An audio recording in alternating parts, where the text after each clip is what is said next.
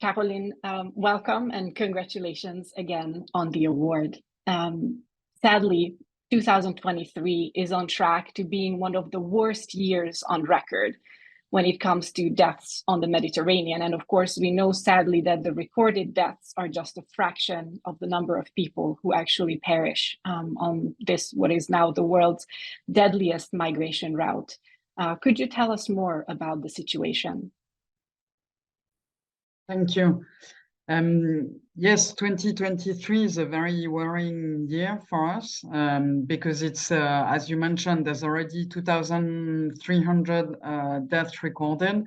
We know it's only a tiny portion of the total number of deaths. I read yesterday that the International Committee of the Red Cross is mentioning that those would be 13% only of the total number of deaths in the Mediterranean Sea. So it's extremely worrying. We know that the situation in Libya is not getting any better. We know that the situation in Tunisia is getting worse. So we're extremely worried. The winter period arriving now is also a period where we have less assets present at sea to be able to perform rescue. So it's a complicated moment, I would say, for the situation. And could you also tell us a bit more about, is there something that is different this year in terms of the departures? There's few things that have changed in the last month. The first thing I mentioned, Tunisia, it's something that is clearly new. There were no departures or very few departures before from Tunisia. So before the bulk of the departure was taking place in the western part of Libya. Now it's western and eastern part of Libya and also from Tunisia. So the departure place is changing. The demography as well, because we have recorded a much higher number of non-accompanied minors within the people we rescue. I often say that, but it's true. We also are somehow we're also giving a view of the situation of the world in this tiny ship, because we can see whenever a conflict, for example, is deteriorating, we can see people arriving on board the Ocean Viking. So, for example, in the last month, we've seen people from fleeing Sudan, people fleeing Somalia as well. Syria is still a very important country of origin for us. So it's the demography. At least the number of non-accompanied minors is clearly something that is also worrying us. And clearly the fact that there are far less assets present at sea is something that we can see, we can experience. We also experience the lack of coordination of these assets at sea from maritime authorities. And all of that is leading to a higher death rate at sea.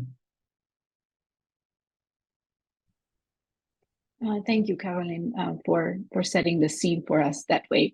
I would like to open up the floor now to questions from journalists. There are two ways that you can ask a question. You can either raise your hand and we would be happy to open your microphone to ask a question, or you can also type your question into the Q&A box. And either way, I ask you to please state your name and your affiliation so that we know who you are. And we've got one question already from Kasmira. So I'll ask my colleagues to open up the floor.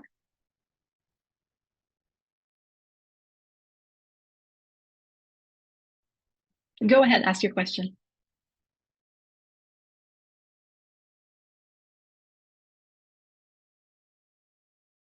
I don't think we can hear you, Kasmira. I don't know if something is on your end.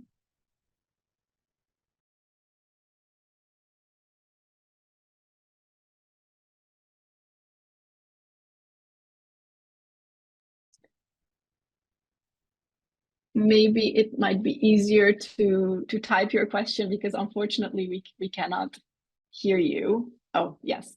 In the meantime, let me go to a question that was written by David Grossman. In the debates, we often hear that rescue operations lead to increased smuggling. What is your response to this?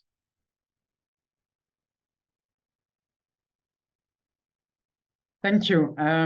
My response to this is that I wish people would read the studies that are actually available on the topic. So we are often criticized for that. At the moment, the NGOs are only performing less than 10% of the rescues in this region. So it means that 90% of the rescues are being done by other actors like the Coast Guards or the commercial ships. The second one is that all the studies, so there's one done by Switzerland, one done by the Florence University, one done by the Oxford University. So there's few studies that show that the NGOs are not a pull factor and that they are basically the two main factors for people living, for the increased number of people living, are first the intensification of the conflict or the situation in Libya, and the second is the weather conditions. So not the presence of an NGO ship in international water, so 35 nautical mile away from the Libyan coastline. And voila. That would Thank be you. the answers. And we have another question from David Grossman. What are your views on the EU's efforts to prevent the routes across the Mediterranean?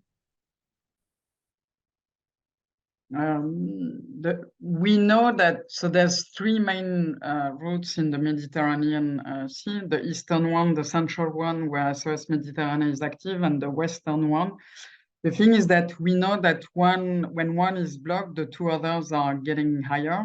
We know now as well that there's a departures from what we call now the Atlantic route, so the western part of Africa towards Europe, or even towards the Americas. So it's, I think it's an illusion to think that we can stop people from fleeing. The only thing that it impacts is the death rate, not anything else, I would say.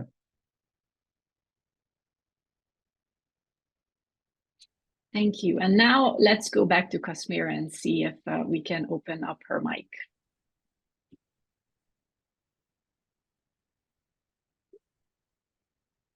Oh, actually, we have a question from her in writing. Could you please describe and give us more detail about the challenges that you have experienced in carrying out your operations this year, both because of efforts by authorities to prevent routes, but also other factors? There's a lot of obstacles that we're facing. So this year specifically, clearly the lack of assets at sea has put a major burden on the Ocean Viking team.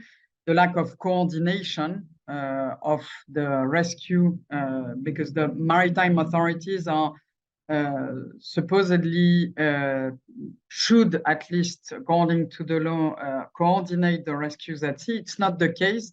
So we end up in situations where we have no news or no answer from maritime authorities, and it's something that is really an issue. The other thing is that, and that's something that we didn't see in years, is that, for example, this summer we ended up in situations like in the middle of August where we had reached a location with at least 10 to 15 embarkations in distress at the same time. And that's something that is extremely difficult to manage. And again, with less assets, so we were the only ship on scene with a ship from the Italian Coast Guard. Clearly, the fact that we are being not all the time, but often prevented to perform several rescues in a row. So we perform one rescue and then we have a place of safety being attributed straight away, which is an improvement from last year. The fact that the place of safety is attributed very quickly. The only problem is that this the place of safety that we are being given are extremely far away from the rescue location. So, for example, the last rescue we performed, we had 68 people on board. We were asked to disembark them in Ancona, and Ancona was 4 days and a half of navigation away from the rescue location. So it means that we were out of the search and rescue zone for over 10 days because the time to go, time to disembark, time to go back. So we are losing a lot of time. And in terms of constraints that are a bit more pragmatic, clearly the massive increase of the fuel cost is having a huge impact on our capacity to operate. And when you put together the fact that we're being sent in very far away places and that the fuel costs have increased a lot, we end up with over 2 million more on the budget of SOS Méditerranée, budget that for the moment we cannot cover past the next few months. So it's clearly it's becoming an issue as well for the survival somehow of the organization.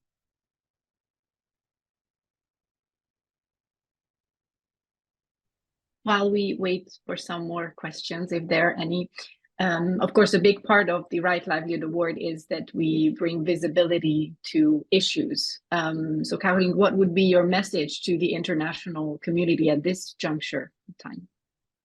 Oh, clearly the fact that we need to pay attention to the situation in the central Mediterranean, well, not just the central Mediterranean, but all the maritime routes. The fact that we cannot let people die at sea. I mean, it's a situation that is not getting any better. That is, as I mentioned earlier, worsening. We were not enough assets at sea, and people need to realize that letting people die at sea is not a way to manage borders or to manage the situation. So it's for us, it's we need to collectively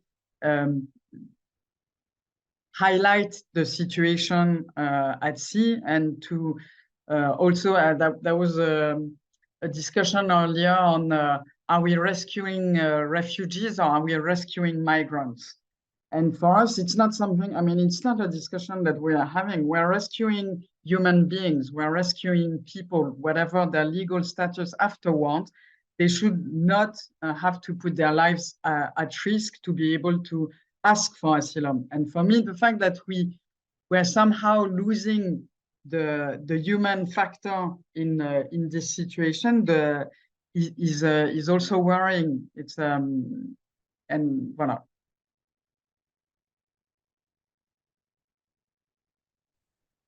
And of course, you were founded the organization SOS Méditerranée, which has 4 offices operating in Italy, France, Germany, and Switzerland.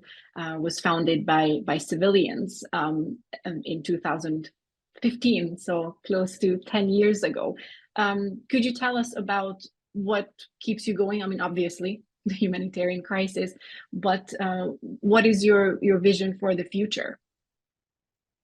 Well, in an ideal world, we would close down the organization because there would be a European Union search and rescue operation being put in place with assets, naval assets, aerial assets that are there to prevent the loss of life at sea. If this is not happening, then what we need to do is to put more assets at sea to be able to perform rescue, or to lift or I would say to lift the obstacles being faced by organizations performing search and rescue operations at the moment. So it's and I remember when we started SOS in Switzerland, and we were registering for with the authorities. I remember one discussion we had with someone from the authority who said, "Are you still going to be operating in 2 years?" And my answer was, I hope not, because the idea was never to build an organization that would still be operational years after.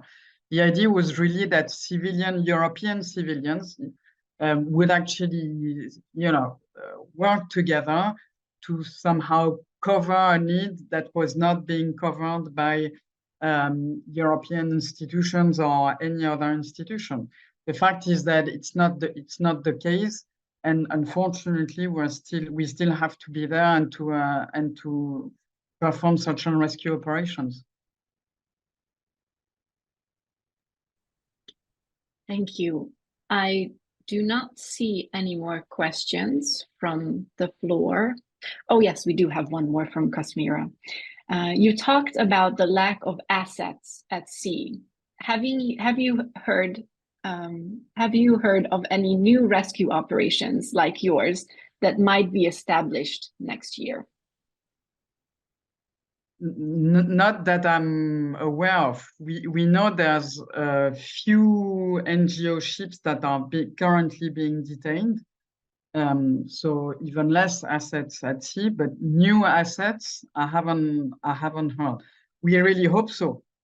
We really hope that other operations would be set up. Ideally, it would be a European Union operation and not, again, NGOs filling the gap.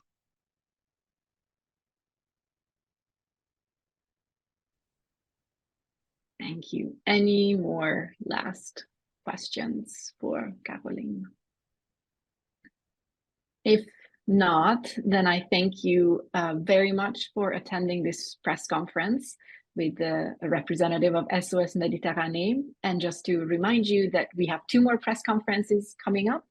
One at 11:30 Europe time with Phyllis Omido from Kenya, and then one at 1 p.m. Europe time with Eunice Brookman-Amisa from Ghana. And as I mentioned before, this recording is available, so please let us know if you would like it. With that, thank you very much, and I wish you a good afternoon.